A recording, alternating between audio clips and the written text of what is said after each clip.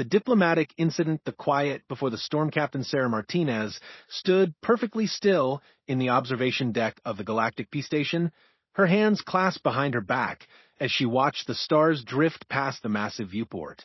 The station hung in neutral space, a gleaming symbol of interstellar cooperation that had taken 3 decades to build.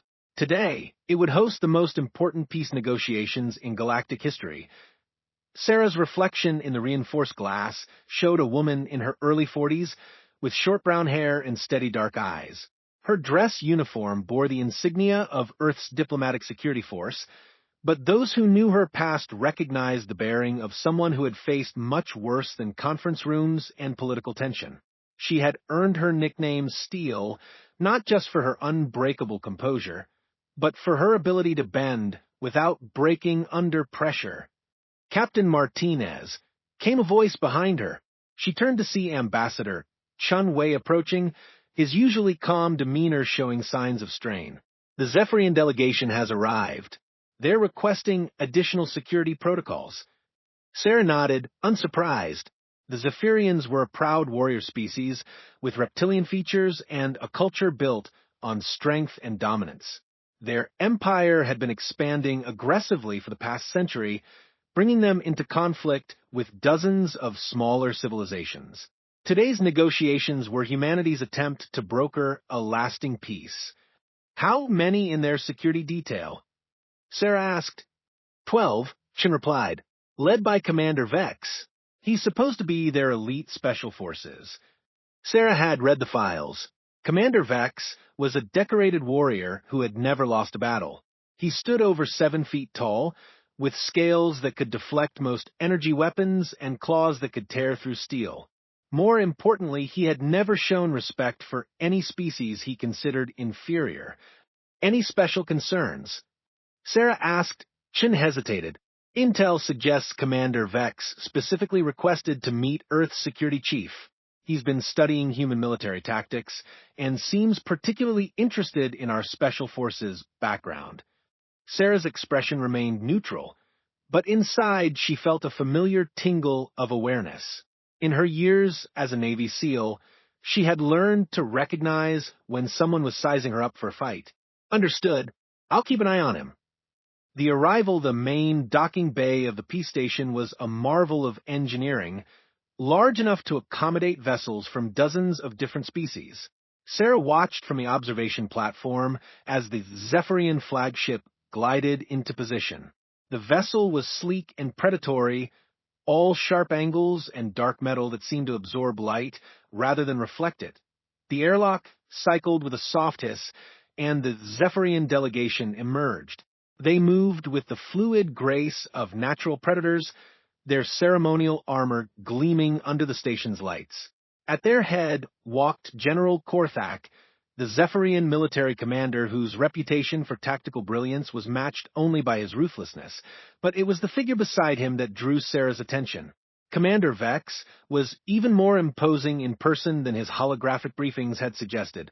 His scales were a deep emerald green, with silver markings that indicated his rank and battle honors. His eyes were golden and predatory, constantly scanning for threats or weaknesses that as the delegation approached the receiving area, Vex's gaze found Sarah on the observation platform. For a moment, their eyes met across the distance. Sarah saw something in his expression that made her jaw tighten slightly, the look of someone who had already decided she was beneath his notice. Ambassador Chin stepped forward to greet General Korthak with the traditional Zephyrian salute, a complex gesture that involved precise movements of both hands. The general returned the salute with military precision, but Sarah noticed that Commander Vex's version was deliberately sloppy, almost mocking. "Welcome to the Galactic Peace Station," Chun said in perfect Zephyrian. "We hope these negotiations will mark the beginning of a new era of cooperation." General Korthak's response was formal but not unfriendly. "The Zephyrian Empire comes with open minds and honest intentions. We seek a peace that honors the strength of all parties." Commander Vex stepped forward uninvited. "And where are these mighty human warriors we have heard so much about? The ones who supposedly match our special forces in combat?" Sarah descended from the observation platform, her footsteps silent on the metal flooring. She had changed from her dress uniform into her standard duty outfit, simple black tactical clothing that allowed for full range of movement. As she approached, she could see Commander Vex's eyes narrow with what might have been amusement. "Commander Vex," she said, stopping precisely 3 feet away. Close enough to show respect, far enough to avoid seeming aggressive. "I'm Captain Martinez, Chief of Security for the Earth delegation." Vex looked her up and down with obvious disdain. "You are the famous human warrior? You seem rather small." Sarah's expression didn't change. "Size isn't everything, Commander." "Perhaps not," Vex replied, his voice carrying a rumbling undertone that might have been laughter. "But it helps when facing real opponents." The comment hung in the air like a challenge. Sarah felt the familiar calm that came before action, the state of awareness that had kept her alive through countless missions. But this was a diplomatic function, not a battlefield. "I'm sure we'll have plenty of time to discuss military philosophies during the negotiations," she said evenly. The negotiations begin. The main conference room of the Peace Station was designed to accommodate the needs of dozens of different species. The atmosphere was carefully controlled, the lighting adjusted for optimal vision across the spectrum, and the furniture could be reconfigured for various anatomical requirements. Sarah took her position at the back of the room, where she could observe all entrances and maintain visual contact with the entire Earth delegation. Commander Vex had positioned himself similarly, though he made no effort to hide his constant study of her movements. Ambassador Chen opened the negotiations with a carefully prepared statement about the benefits of peaceful coexistence. The Zephyrian response was equally diplomatic, though General Korthak's words carried subtle undertones about the Empire's strength and the consequences of opposition. For 3 hours, the talks proceeded smoothly. Trade agreements were discussed, territorial boundaries were negotiated, and frameworks for dispute resolution were established. Sarah began to relax slightly, thinking that perhaps Commander Vex's earlier antagonism had been simple posturing. She was wrong. During a break in the formal proceedings, as delegates mingled and refreshments were served, Commander Vex approached the Earth delegation's table. Several alien dignitaries from other species had gathered to observe the historic negotiations, and the room buzzed with quiet conversation in a dozen languages. "Captain Martinez," Vex said, his voice carrying clearly across the room, "I have been studying your military records. Most impressive for a human." Sarah turned to face him, maintaining her professional demeanor. "Thank you, Commander. Your own service record is quite distinguished." "Indeed it is," Vex replied, moving closer. "But I confess, I am curious about something. Your species claims to have warriors comparable to our special forces, yet your planet has never faced a truly superior opponent. How can you be certain of your capabilities?" The room had grown quieter, with more delegates turning to listen. Sarah was aware of Ambassador Chen's concerned glance, but she kept her attention focused on Vex. "We prefer to resolve conflicts through negotiation when possible," she said, "but we're prepared to defend ourselves if necessary." Vex's laugh was a harsh sound that echoed off the walls. "Prepared? Child, you have no idea what real combat means. Your little training exercises and minor conflicts are nothing compared to the warfare we have mastered." Sarah's jaw tightened almost imperceptibly. "Everyone has their own perspective on conflict, Commander." "Perspective?" Vex stepped closer, now standing less than 2 feet away. "Let me share some perspective with you.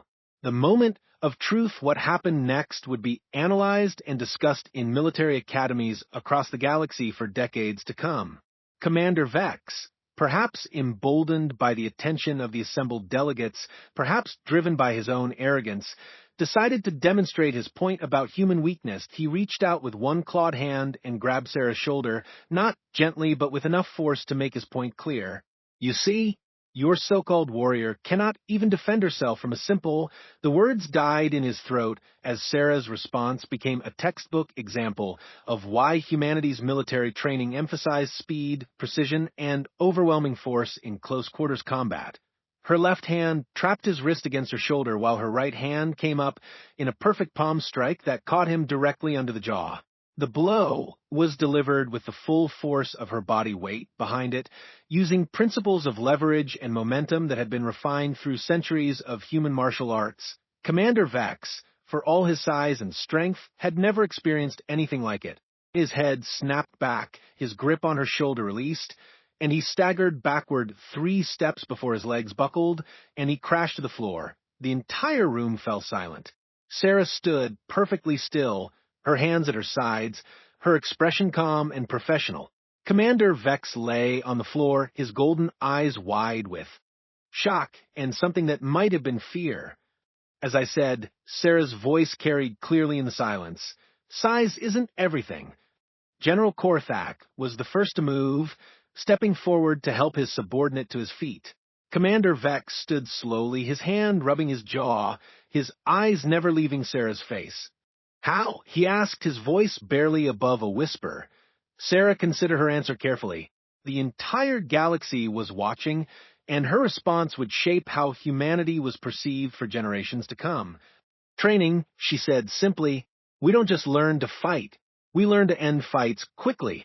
The implications of her words rippled through the room. The assembled delegates began to murmur among themselves, some in languages Sarah didn't recognize, but the tone was universal: surprise, concern, and newfound respect. Commander Vex straightened his armor and took a step back. For the first time since arriving at the station, he offered Sarah a proper military salute. "I apologize for my presumption, Captain Martinez," he said formally. "I underestimated your capabilities." Sarah returned the salute with equal precision. "Apology accepted, Commander. Perhaps we can continue our discussion of military philosophy at a more appropriate time." The new dynamic, the remainder of the negotiations, proceeded in a markedly different atmosphere. Commander Vex no longer postured or made dismissive comments about human capabilities. Instead, he watched Sarah with the attention of a professional studying a master of the craft. During another break, he approached her again, but this time his demeanor was entirely different. "Captain," he said quietly, "I must ask, how did you move so quickly? My species has reflexes far superior to most, yet I could not even begin to counter your strike." Sarah considered the question. "Speed is only part of it. We train for close-quarters combat from multiple angles. Your reach advantage means nothing if I can get inside your guard. And the Force? I have been struck by weapons that caused less impact. Leverage in physics," Sarah replied. "Human martial arts focus on using an opponent's size and strength against them. The bigger they are, the harder they fall." Vex nodded slowly. "I see. And this is standard training for your military." "For special forces, yes. But the principles are taught throughout our armed forces." "Remarkable." Vex paused, then looked directly at her. "I came here believing humans were weak, that your reputation was exaggerated. I was wrong." Sarah's expression softened slightly. "We're not looking for fights, Commander. We just want to be left alone to live our lives. But when threatened, we respond with everything we have." "Yes," Vex said thoughtfully. "I am beginning to understand that." The formal negotiations concluded later that day with agreements that were more favorable to all parties than anyone had expected. The Zephyrian Empire agreed to halt their expansion into disputed territories, while the smaller civilizations agreed to establish trade relationships that would benefit everyone. As the delegations prepared to depart, General Korthak approached Ambassador Chun with an unusual request. "Ambassador," he said, "the Zephyrian Empire would like to establish a military exchange program with Earth. We believe there is much we can learn from each other." Chun glanced at Sarah, who nodded slightly. "I'm sure that can be arranged, General." As the Zephyrian delegation prepared to board their ship, Commander Vex stopped beside Sarah one final time. 3 seconds, he said quietly. "Excuse me?" Sarah replied, "From the moment you moved until I was on the floor. 3 seconds. I have never been defeated so quickly or so completely." He paused, then added, "It was educational." Sarah watched him walk away, then turned to find Ambassador Chin beside her. "Well," Chin said with a slight smile, "that went better than expected." "Did it?" Sarah asked. The negotiations succeeded beyond our wildest hopes, and I think we've just changed how the galaxy views humanity. Sarah nodded, looking out at the stars through the viewport. Let's hope it's for the better. As news of the incident spread through the galaxy's communication networks, one thing became clear: the galaxy had learned something new about humanity that day. They were not just peaceful negotiators or skilled scientists. They were also warriors who could back up their words with action when necessary. The age of underestimating humanity was over. The ripple effect the news spreads within hours of the incident at the Galactic Peace Station. Encrypted transmissions began racing across the galaxy at faster-than-light speeds. The news traveled through official diplomatic channels, military intelligence networks, and informal trader gossip routes with equal velocity. By the time Captain Sarah Martinez had returned to her quarters for the night, half the galaxy knew that a human had floored a Zephyrian Special Forces commander in 3 seconds flat. On the mining station Kepler 442b, a group of Altarian dock workers stopped their shift to watch the security footage that had somehow leaked onto the galactic net.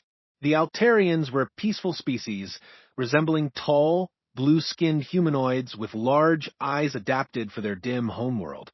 They had been subjects of the Zephyrian Empire for over 2 decades. "Look at that," whispered Foreman Yalix, his translator device crackling with static. The human moved like lightning. Commander Vex never even saw it coming. His supervisor, an older Altarian named Korath, watched the footage replay for the 3rd time. "I served in the Resistance before the Conquest. I've seen Commander Vex in action. He once killed 6 of our warriors without taking a scratch, and this human dropped him with 1 hit," Yalix said, wonder creeping into his voice. Maybe the Zephyrians aren't as invincible as they claim.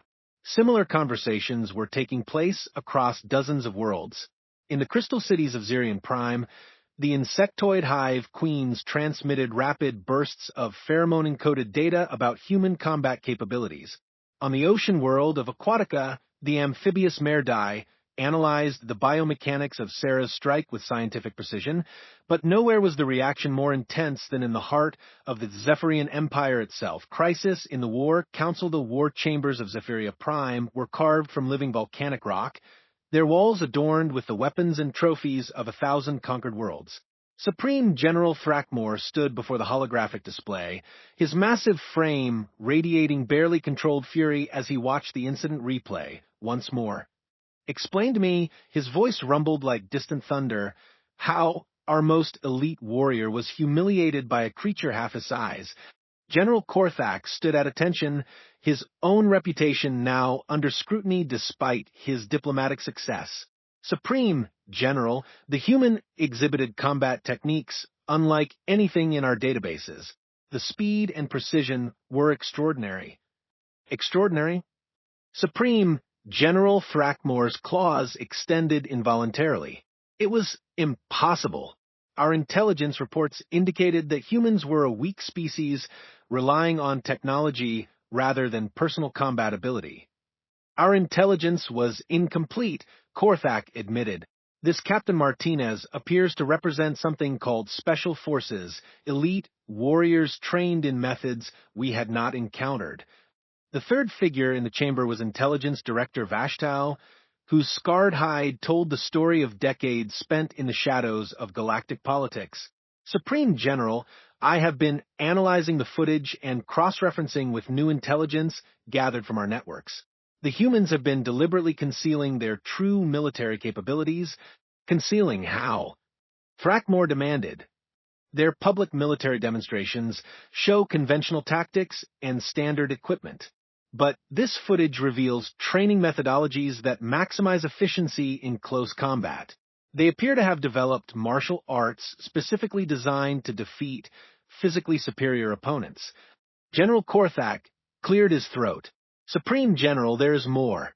During the negotiations, I had the opportunity to observe the human delegation closely. Captain Martinez was not unique. The other security personnel displayed similar bearing and readiness. This may not be an isolated capability. The silence that followed was heavy with implication. For centuries, The Zephyrian Empire had expanded through the simple application of superior force. Their warriors were larger, stronger, and more durable than most species. The idea that technique could overcome raw physical advantage challenged the very foundation of their military doctrine. What of Commander Vex? Thrakmor asked eventually. He has requested permission to remain at the peace station for extended cultural exchange. Korthak replied carefully. He wishes to study human military methods.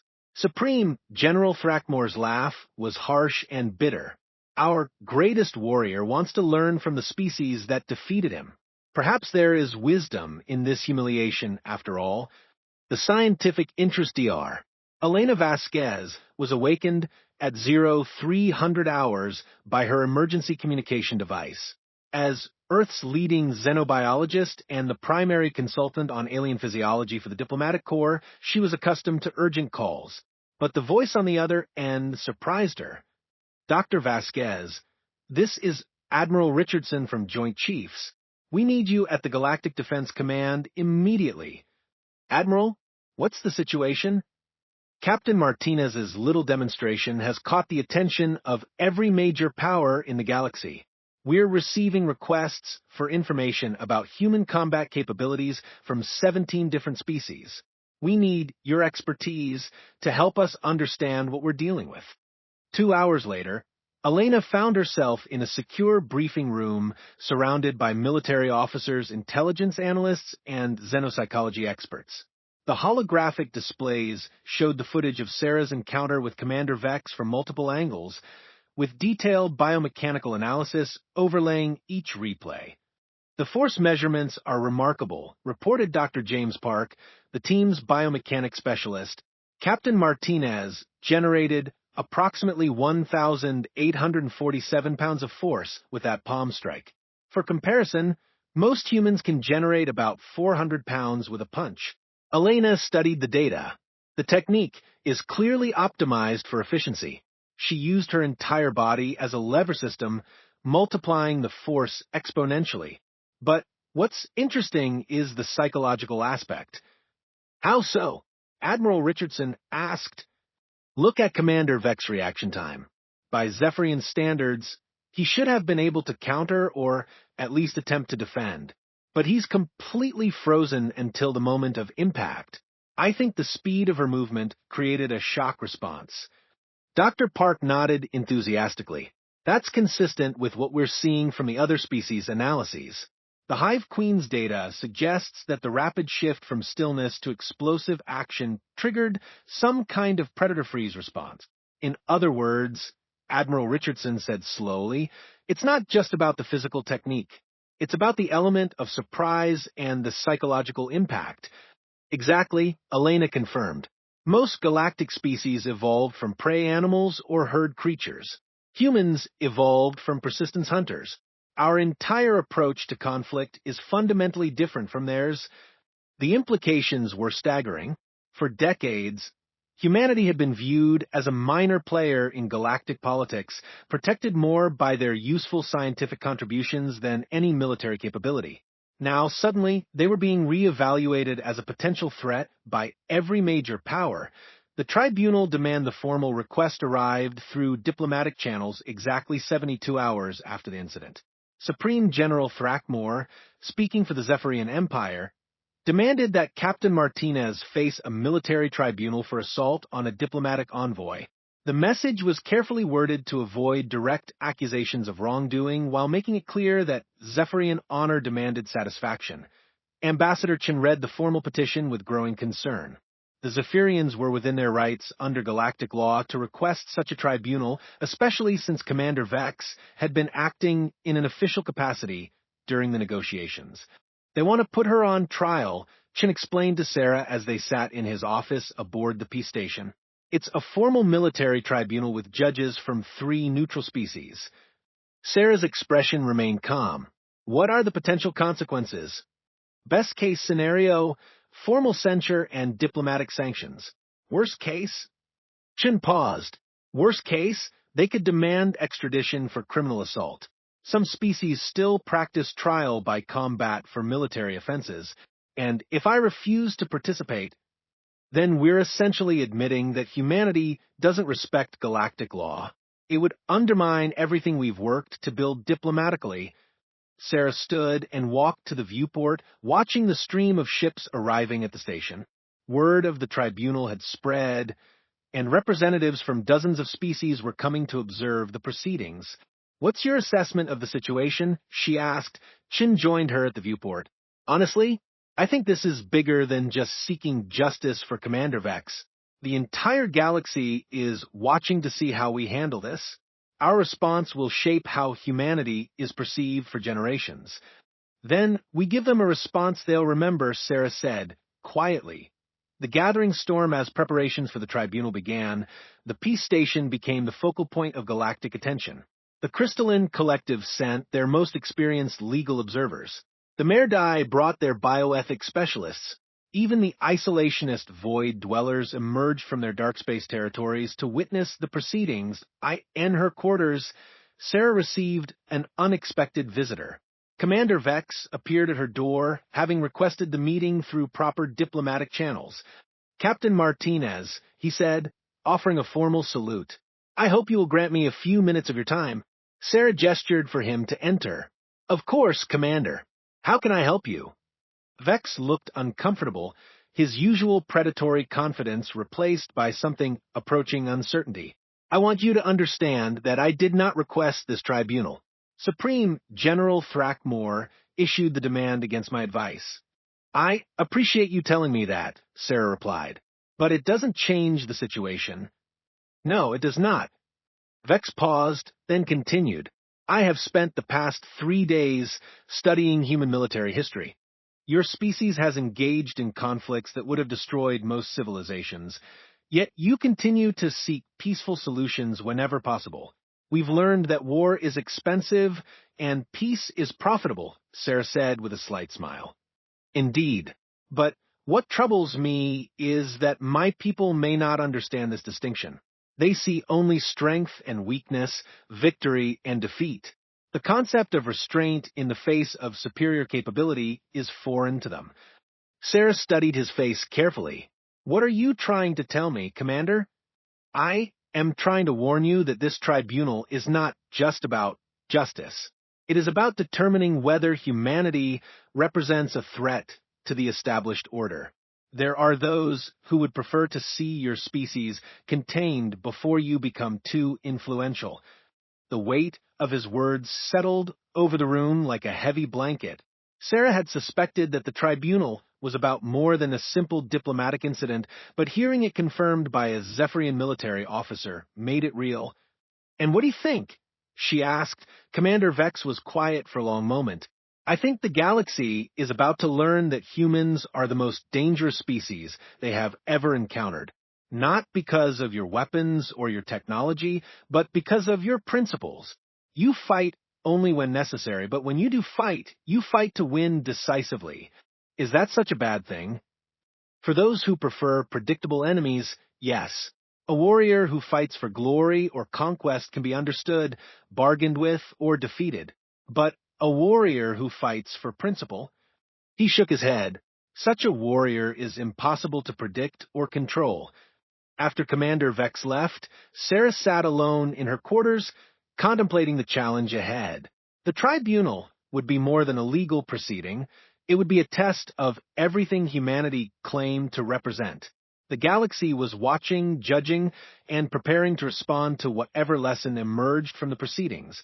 Outside her viewport, the stars continued their eternal dance, indifferent to the drama unfolding among the small creatures who had learned to travel between them. But for those creatures, the next few days would determine the shape of galactic politics for centuries to come. The weight of representation as the tribunal date approached, Sarah found herself under increasing pressure from unexpected sources.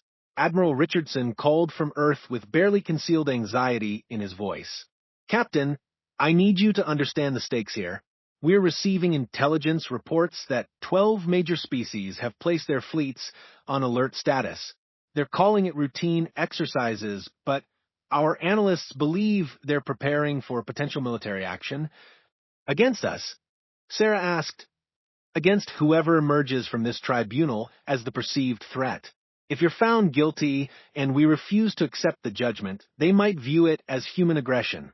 If you're found innocent but demonstrate capabilities that threaten their security models, they might decide preemptive action is necessary. Sarah absorbed this information with her characteristic calm. Admiral, what are your orders? Show them who we are, Captain. All of who we are.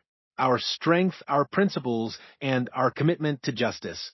Make them understand that humanity is not their enemy, but that we're also not their victims. The final transmission came from an unexpected source, her old SEAL team commander, who had somehow managed to get a secure line to the peace station. Steele, came the familiar voice of Master Chief Rodriguez, heard you went and started an interstellar incident. Despite everything, Sarah smiled. Something like that, Chief. Good. It's about time someone reminded the universe that humans bite back. You remember what I always told you about fighting bigger opponents? Speed, surprise, and violence of action, Sarah recited. That's right. But there's one more thing you learn that's even more important. What's that? When you win, you help them up afterward. That's what separates us from the predators. Steal. We fight when we have to, but we don't destroy for the pleasure of it. As the call ended, Sarah realized that the old Master Chief had given her the key to the upcoming tribunal. It wasn't enough to demonstrate human combat capability. She had to show the galaxy the full spectrum of human nature, the strength to defend themselves, but also the wisdom to know when to stop. The next morning, as she prepared for the opening of the tribunal, Sarah Martinez understood that she wasn't just defending herself against charges of assault. She was defending humanity's place in the galaxy and possibly their right to exist as an independent species. The courtroom would become a classroom, and the lesson would determine the future of human-alien relations for generations to come. No pressure at all. Outside, the stars waited to see what the smallest and seemingly weakest species in the galaxy would teach their larger, more powerful neighbors about the true nature of strength. The new understanding, the tribunal chamber, the main amphitheater of the Galactic Peace Station, had been transformed into a formal tribunal chamber. Representatives from 47 different species filled the observation galleries, their varied forms creating a tapestry of galactic diversity. Some breathed different atmospheric mixtures through specialized masks, others floated in gravity-nullified chambers, and a few existed as pure energy constructs contained within crystalline vessels. The center of the chamber stood 3 judicial platforms, each occupied by a representative from the neutral species chosen to oversee the proceedings. Judge Mordian of the Silicon Collective occupied the central position, his crystalline form refracting the chamber's lights into prismatic patterns. To his left sat Judge Velterra of the Ethereal Council, a being of pure thought contained within a shimmering force field. On the right, Judge Grokhar of the Stone Giants presided, his massive granite-like frame making the platform creak under his weight. Captain Sarah Martinez stood in the defendant circle, wearing her dress uniform with military precision. Her posture was relaxed, but alert, her hands clasped behind her back in the stance that had become familiar to galactic observers over the past week. Across from her, the prosecution table held 3 Zephyrian legal advocates, their scales gleaming with ceremonial oils that indicated the gravity of the proceedings. Ambassador Chin sat at the defense table alongside Dr. Elena Vasquez and a Terran legal expert specializing in galactic law. The rest of the Earth delegation occupied the front row of the gallery, their presence a quiet show of solidarity. Judge Mordian's voice resonated through the chamber with the musical quality characteristic of his species. This tribunal convenes to address the formal complaint filed by the Zephyrian Empire regarding an alleged assault upon Commander Vex during diplomatic proceedings. Captain Martinez, do you understand the charges against you? Sarah stepped forward. I do, Your Honor. How do you plead to the charge of unprovoked assault upon a diplomatic envoy? The chamber fell silent. Every translation device, recording apparatus, and communication relay in the galaxy seemed focused on Sarah's next words. She looked directly at Judge Mordian, then let her gaze sweep across the assembled representatives. Not guilty, Your Honor. A ripple of movement passed through the galleries. The Zephyrian legal team exchanged glances, while several alien observers leaned forward in their seats. The prosecution's case lead, Advocate Velkoff of the Zephyrian legal team, rose to present the prosecution's opening statement. His voice carried the formal cadence of someone trained in the ancient traditions of Zephyrian jurisprudence. Honored judges, esteemed observers, we are here today because the defendant committed an act of violence against a diplomatic envoy during sacred negotiations. The evidence is clear and undeniable. The holographic displays activated, showing the security footage from multiple angles. The assembled delegates watched as Commander Vex approached Sarah, placed his hand on her shoulder, and was immediately struck down by her palm strike. As you can see, Velkoff continued, Commander Vex approached the defendant in a gesture of diplomatic greeting, common among our species when acknowledging a fellow warrior. The defendant's response was immediate and disproportionate violence. Murmurs arose from several sections of the gallery. The Altarian delegation exchanged knowing looks, while the Hive Queen's representatives transmitted rapid chemical signals among themselves. Furthermore, Velkoff pressed on, this assault was carried out using techniques specifically designed to cause maximum harm. The defendant exploited Commander Vex's trust and openness to deliver a devastating attack that could have resulted in permanent injury or death. The prosecutor paused dramatically. This is not the behavior of a civilized species engaged in diplomatic discourse. This is the action of a predator striking without warning or justification. Judge Velterra's ethereal voice drifted through the chamber. Advocate Velkoff, you characterize Commander Vex's action as a diplomatic greeting.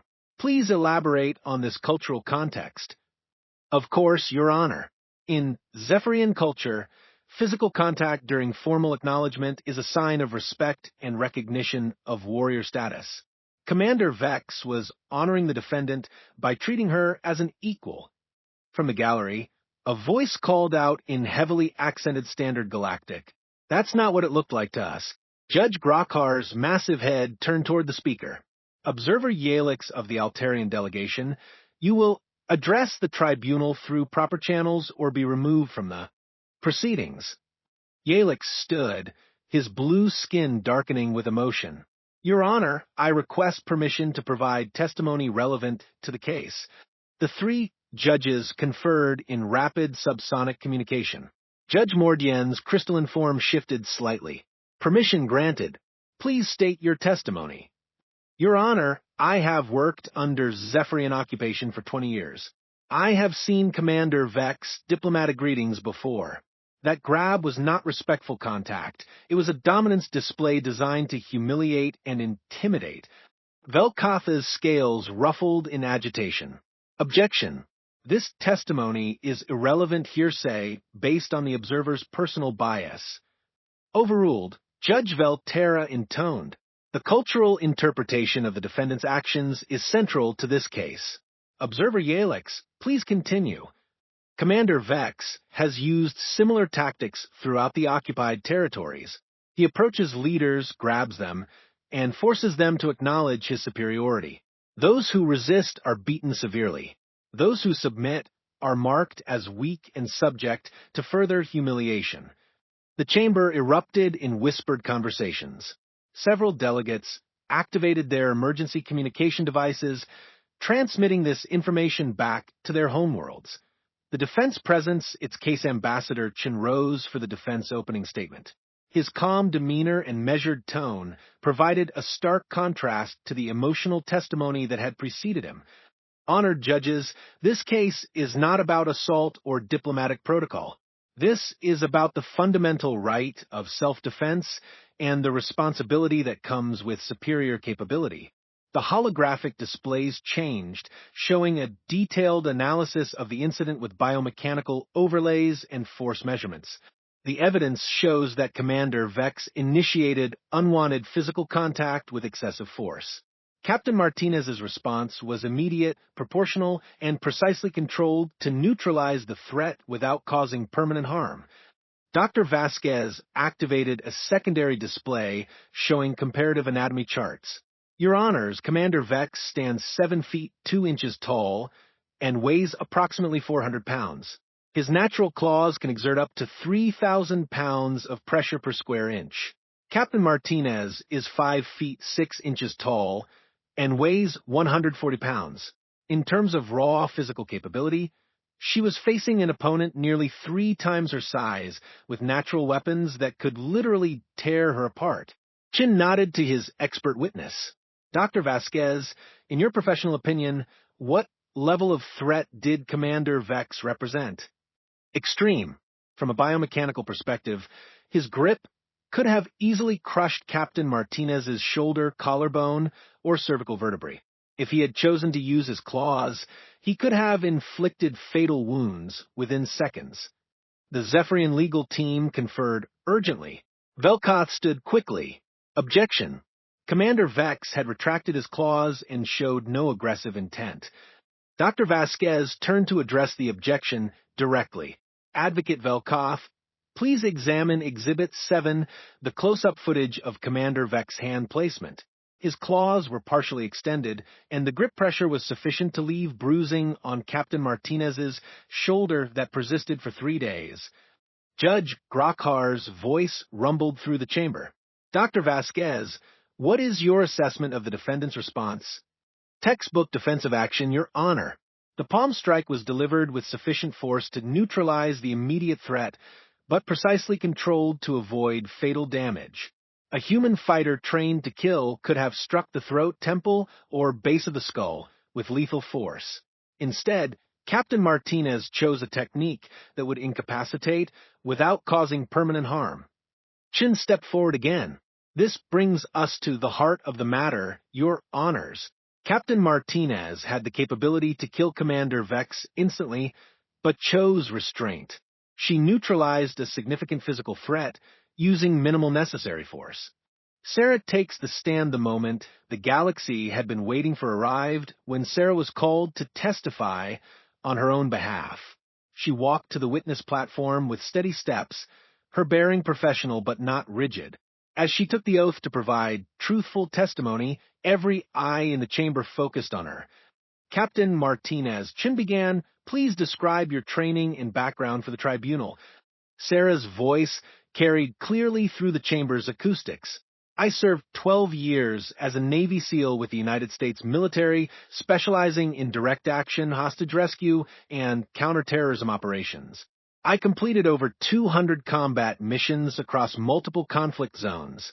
Following my military service, I transitioned to diplomatic security, where I've served for 8 years protecting Earth's representatives during interstellar negotiations. Judge Mordien's crystalline form shifted to focus on her. Captain, please describe the events leading to your physical response to Commander Vex. Your Honor, Commander Vex had been making increasingly aggressive statements throughout the day, questioning human military capabilities and suggesting we were inferior. When he approached me during the break, his body language and verbal statements indicated hostile intent. What specifically indicated hostile intent? Judge Velterra asked. Several factors, Your Honor. His approach violated standard diplomatic spacing. He moved well within the personal space considered aggressive by most species.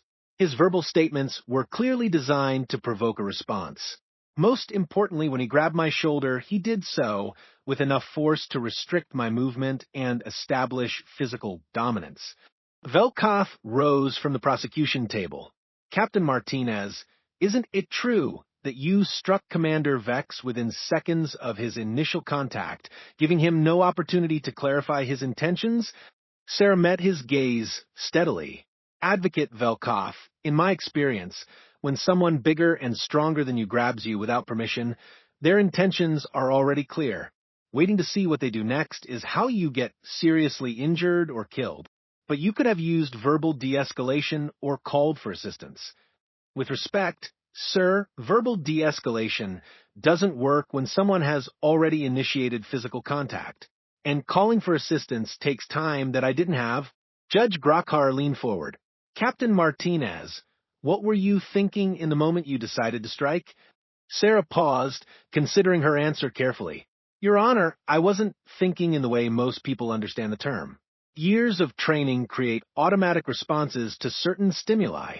When someone grabs you with hostile intent, you neutralize the threat immediately. The thinking comes afterward. And what did you think afterward? I thought about whether Commander Vex was seriously injured, whether the situation required medical attention, and how to de-escalate the broader confrontation. Chin stepped forward for redirect examination. Captain Martinez, if you had to face the same situation again, would you respond differently? No, sir. My response was appropriate to the threat level and designed to protect myself while minimizing harm to Commander Vex. Even knowing it would lead to this tribunal and potential diplomatic consequences, Sarah's voice carried a note of steel that resonated through the chamber. Ambassador Chun, my primary responsibility is to protect the Earth delegation and maintain security during negotiations. I will not allow anyone, regardless of their species or diplomatic status, to use physical intimidation or assault members of our delegation. The unexpected witness, as the formal testimony concluded, Judge Morgian announced an unexpected development. The tribunal has received a request from Commander Vex to provide testimony relevant to these proceedings. Does the prosecution object? Velkatha's scales darkened with obvious displeasure. Your Honor, Commander Vex is the victim in this case. His testimony could be influenced by trauma or diplomatic pressure. Does the defense object? Judge Velterra asked. Chin exchanged glances with Sarah, who nodded slightly. No objection, Your Honor. Commander Vex entered the chamber with measured steps, his ceremonial armor polished to mirror brightness. But those who knew him noticed subtle changes. His posture was less aggressive, his movements more considered. He took the witness platform and offered the formal salute to the judges. Commander Vex, Judge Grokhar began. You understand that your testimony may impact the outcome of this tribunal? I do, Your Honor. In your own words, please describe the incident from your perspective. Vex looked directly at Sarah before speaking. Your Honors, I approached Captain Martinez with the intention of demonstrating Zephyrian superiority through physical intimidation. My actions were designed to humiliate her in front of the assembled delegates and establish my dominance. The chamber erupted in surprised murmurs. Velkoth shot to his feet. Your Honor, I object. The witness is clearly not competent to testify. On what grounds? Judge Mordian asked. He's contradicting the prosecution's entire case. Judge Velterra's ethereal form brightened. That is not grounds for incompetence, Advocate. Commander Vex, please continue. When I grabbed Captain Martinez's shoulder, I intended to demonstrate that she could not resist my physical superiority. I expected her to submit or attempt to pull away ineffectively. Vex paused. I did not expect to find myself on the floor 3 seconds later. What is your assessment of Captain Martinez's response? Judge Grokhar rumbled. Professionally perfect, Your Honor. She identified a threat, neutralized it with minimal force, and immediately assessed for additional dangers. If our positions had been reversed, I would have responded with lethal force. The silence that followed was profound. Even the translator devices seemed to struggle with the implications of Vex's testimony. Chun rose slowly. Commander Vex, has this incident changed your opinion of human military capabilities? Completely. I came to these negotiations believing humans were weak and easily intimidated. I now understand that your species possesses capabilities that our intelligence networks had not identified. And what capabilities are those? Vex looked around the chamber, his gaze touching on representatives from dozens of species. The ability to appear peaceful while maintaining devastating readiness. The discipline to use minimal force even when capable of much more. And the wisdom to help your opponent up after defeating them. Could you elaborate on that last point? After Captain Martinez struck me down, her first action was to check whether I was seriously injured. Her second was to offer me the opportunity to withdraw with dignity. These are not the actions of a savage aggressor. They are the actions of a disciplined warrior with strong moral principles. The closing argument's Velkaffa's closing argument was significantly shorter than anticipated. The prosecutor struggled to reconcile his original narrative with his own witness's testimony. Honored judges, while Commander Vek's testimony provides context for his actions, it does not change the fact that the defendant used violence during diplomatic proceedings. We maintain that diplomatic channels should have been used to address any perceived threat. Chen's closing was equally brief, but more focused. Your Honors, this case demonstrates a fundamental principle that applies to all species capable of interstellar travel. The right of self-defense is universal. Captain Martinez faced a genuine threat and responded with precisely the amount of force necessary to neutralize that threat without causing unnecessary harm. More importantly, Chen continued, this incident reveals something crucial about humanity that the galaxy needs to understand. We are capable of devastating violence when threatened, but we choose restraint whenever possible. We seek peaceful solutions, but we will not accept victimization. The defendant should be commended, not condemned, for demonstrating both the capability and the wisdom that make humans valuable allies and dangerous enemies. The verdict the three judges conferred for only 15 minutes before returning with their decision. Judge Mordien's crystalline form pulsed with formal luminescence as he prepared to deliver the verdict. After careful consideration of all evidence and testimony, this tribunal finds the defendant, Captain Sarah Martinez, not guilty of unprovoked assault upon a diplomatic envoy. The chamber remains silent, waiting for the complete ruling. Furthermore, Judge Velterra added, this tribunal finds that the defendant's actions were justified under the universal principle of proportional self-defense. Her response demonstrated both professional competence and moral restraint. Judge Grokhar's massive voice concluded the formal verdict. This tribunal recommends that the incident be classified as a defensive action taken under duress, with no diplomatic sanctions warranted against Earth or its representatives. The chamber exploded in activity as delegates activated communication devices and began urgent conversations with their homeworlds. But the judges were not finished. Judge Mordien raised a crystalline appendage for silence. This tribunal also issues the following observation for the galactic record. The human species has demonstrated capabilities that require reassessment of their role in galactic affairs. They possess advanced combat techniques, strong moral principles, and the discipline to apply force judiciously. Any species considering aggressive action against humanity should carefully consider the lessons demonstrated in this chamber. Humans may appear peaceful, but they are neither weak nor defenseless. The new galactic order in the weeks following the tribunal, the galaxy began to reshape itself around a new understanding of humanity's place in the cosmic community. The Zephyrian Empire quietly withdrew their expansion fleets from disputed territories, citing a need to reassess strategic priorities. Several smaller species that had been victims of Zephyrian aggression began reaching out to Earth for military training assistance. The Altarian delegation formally requested Earth's help in establishing a planetary defense force. The Hive Queens expressed interest in studying human small unit tactics. Even the isolationist void dwellers sent a coded message expressing respect for human martial philosophy. Captain Sarah Martinez found herself promoted to Director of Interstellar Security.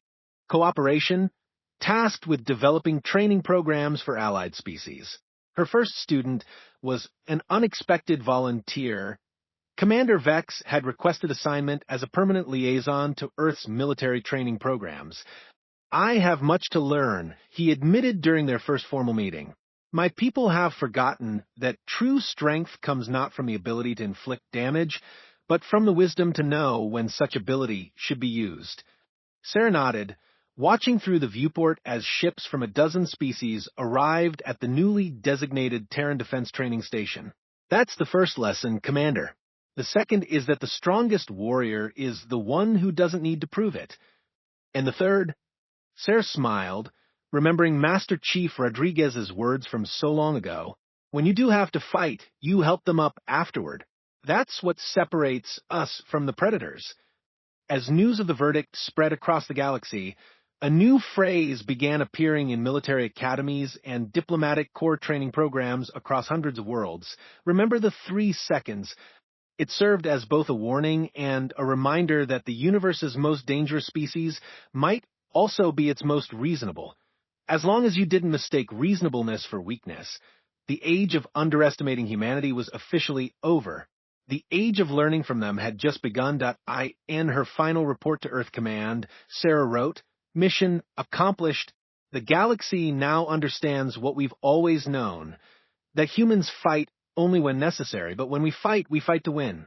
More importantly, they understand that winning doesn't mean destroying your opponent. Sometimes it means teaching them to become better than they were." The stars continued their eternal dance, but now they looked down upon a galaxy where strength and wisdom walked hand in hand, and where the smallest species had taught the largest ones that true power lay not in the ability to destroy, but in the choice to build instead. And in quiet corners of 1,000 worlds, beings who had lived in fear of stronger neighbors began to stand a little straighter, knowing that somewhere among the stars there was a species that believed the strong should protect the weak, not prey upon them. The 3-second lesson had become a galactic truth. When you slap a human warrior, you don't just face their strength, you face their principles. And that makes all the difference.